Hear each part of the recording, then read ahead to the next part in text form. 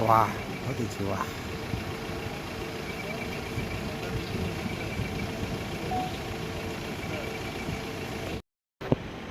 ঠিক আছে ঠিক আছে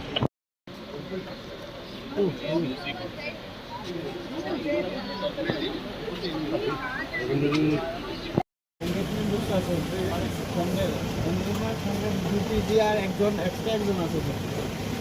ঠিক আছে ঠিক আছে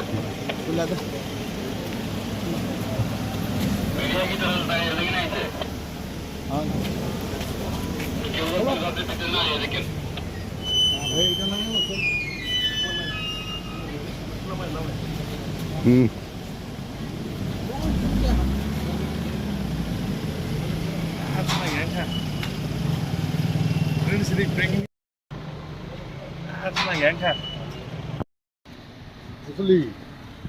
রাজ্যপালের সঙ্গে দেখা করেছি যে আমি বিধানসভায় আগামী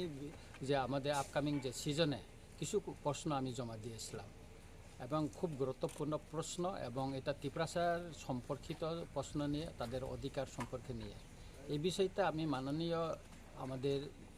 স্পিকার ইনচার্জ ওনাকে আমি দিয়েছি এবং আজকে রাজ্যপালের মহোদয়ের সঙ্গেও আমি দেখা করেছি ওনাকে বলেছি যে কোয়েশনগুলো আমি দিয়েছি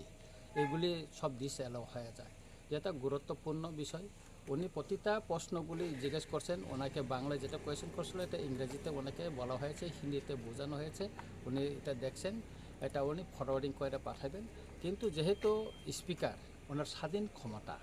উনি সেটা সিদ্ধান্ত নিতে পারেন বলে উনি জানিয়েছেন তবে উনি ফরওয়ার্ডিং করে বলবেন এবং আমাদের যে প্রশ্নগুলি দিয়েছে এটা উনি গুরুত্ব সহকারে শুনেছেন এবং এইগুলি উনি খুবই মানে ইম্পর্টেন্ট উনি গুরুত্বটা বুঝেছেন এই বিষয়গুলি যদি কনসিডার করা হয় তাতে আমাদের বিধানসভায় আলোচনার একটা সুযোগ হবে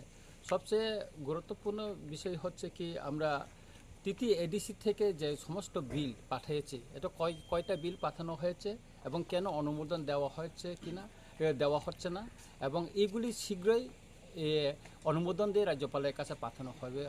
হবে কিনা এই বিষয়টা নিয়ে আমি উনি জিজ্ঞেস করছেন এটা তো খুব ইম্পর্টেন্ট প্রশ্ন এটা তো সাধারণ প্রশ্ন এগুলিতে তো করার ছিল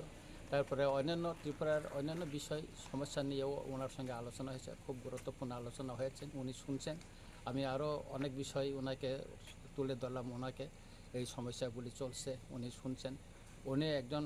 অতীতে রাজনীতিবিদ ছিলেন এমএলএ ছিলেন রাজ্য এবং উনি এমপিও ছিলেন তাই ওনারও অনেক অভিজ্ঞতা এইগুলি আমরা আলোচনা করলাম আর কি